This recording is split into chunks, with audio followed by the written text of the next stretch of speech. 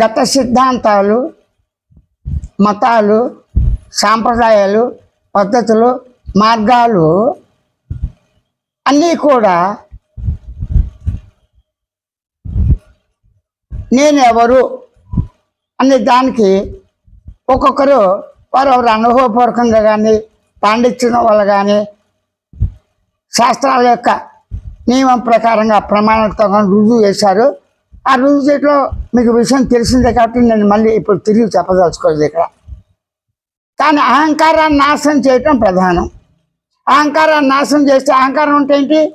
మనం గమనించేవన్నీ, గుర్తించేవన్నీ, తెలుసుకునేవన్నీ కూడా అవి సంఘటనలైనా, ఆలోచనలైనా, భావాలైనా, శరీరమైనా, నిద్రాకాల మెరుపులైనా, సృష్టి అయినా, సృష్టికర్త ఉన్నాడని లేడని ఏ చెప్పినప్పటికీ కూడా మనసు శుద్ధి, నిశ్చలత, నిగ్రహం చేయాలి, మనోనాశనం చేయాలి, వాసనాశనం చేయాలి. అప్పుడు ఉన్నది ఉన్నట్టుగా స్వతసిద్ధంగా ఉన్న ఆత్మ సాక్షాత్కారం స్వయంగా అనుభవైక వేద్యం అవుతుంది అన్నారు. నువ్వు ప్రయత్నించక్కర్లేదు. కానీ ఆత్మానుభవాన్ని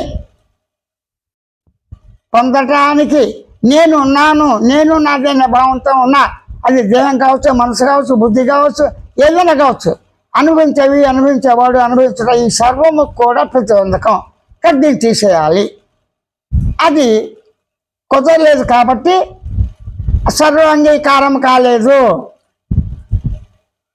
అయితే నేను చెప్పేది ఏంటి? కేవలం నేను ఉన్నాను ఉనికితో. ఉనికి ఎలాగుంది? చిత్ పదార్థంగా ఎరుకుతో ఉంది. చిత్ పదార్థ ఎరుక ఎలా ఉంది? ఉనికి అవగాహనతో ఆనంద స్వరూపంగా, మౌన స్వరూపంగా, పరిపూర్ణ స్వరూపంగా, సహజంగా స్వేచ్ఛతో తనకు తాను స్వతసిద్ధంగా, సొంతంగా, స్వతహాగా ఉన్నది. ఉన్నదాన్ని ఉన్నట్లుగానే యథాతథ అవగాహన చేయటమే సరళంగా, శుద్ధిగా, స్పష్టంగా, తిన్నగా, సులభంగా అవగతం చేయటమే నిర్గుణ చైతన్య స్వయం ప్రబోధ సూచన, స్వయం అవగాహన స్వానుభవంలో అందరికీ సహజంగా ఉందని మాత్రమే ప్రతిపాదిస్తున్నాడు, విజ్ఞప్తి చేస్తున్నాడు, అభివ్యక్తం చేస్తున్నాడు.